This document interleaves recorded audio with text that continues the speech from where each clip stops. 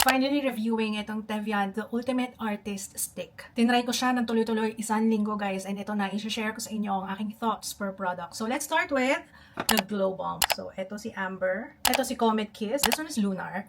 And ang ganda niya guys actually. Feeling ko sobrang in ngayon yung dewy talaga na skin. Achieve nitong Glow Bomb, yung ganong look if ever ganun yung gusto nyo. And then last shade we have Meteorite. Siya naman yung pinaka-maputi para sa mga fair skin to. Kunwari pag nagpa-foundation kayo tapos super duper matte ng foundation nyo, you can add this for a little glow. Kaya hindi ko na marirecommend lalo na sa mga merong oily skin kasi girl, medyo mabigat siya so mafe-feel mo talaga siya kasi hindi siya magsaset. As in yan na siya. Tapos pag hinawakan mo, may tendency siyang kumalat. Okay, next one is the Velvet Luminizer. Ito naman highlighter siya. You have Euphoria, Bliss, and then Astral. Para sa akin, worth it itong Velvet Luminizer. I love yung itsura niya. Talagang matagal siya guys ha. Medyo mahal lang talaga siya guys, 755 pesos ang isa. Pero you get this. A little goes a long way. For me, okay naman siya. Sobrang dali niya i-apply guys. Silky and creamy talaga siya. Pero not to the point na heavy sa skin ha. Next, we have the Velvet Sculptor. Meron sila 4 na shades. So let's start with light, medium. Ayan, si medium. This is my shade. Ito si deep. Right off the bat, gusto ko yung texture nito guys ha. Silky talaga yung feeling, madaling i-glide on the skin, walang tugging, which is very, very good. Kaya ang dali niyang i-blend. And once na ma-apply mo siya, para siyang nagiging powder finish, parang ganun. So wala siyang kintab ha. Panalo sa longevity to guys, sa lahat nitong mga to.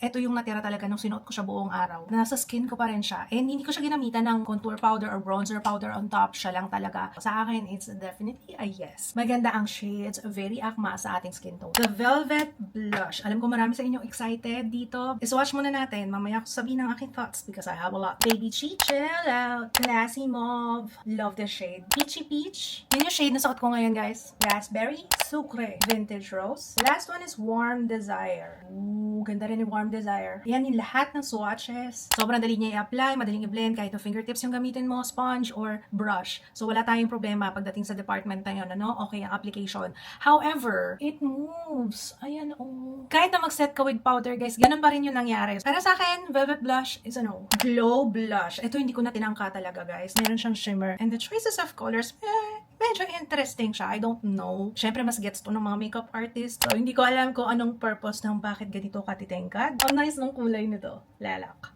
Marmalade. And then, last one, ayan, si Toasted Vanilla. Hindi talaga ako gagamit nito kasi iniiwas ko talaga yan. Pag maganyan may kintab, may emphasize ngayon yung mga butas-butas dyan sa aking cheeks. So, para sa akin tong Glow Blush, pass. Yung Velvet Sculptor, it's a yes. The Luminizer, it's a yes. Yun yung dalawang marirecommend ko talaga sa inyo na hindi ako mapapahiya. So, sana nagustuhan nyo itong format na to. Let me know guys ha. Baka mas gusto nyo yung first impression. Pero para mas nai-insert ko dito, mas marami akong thoughts na nabibigay kapag na-try ko na siya ng mga ilang araw. Feel free to comment down below kung meron kayong request. Maraming salamat sa panonood.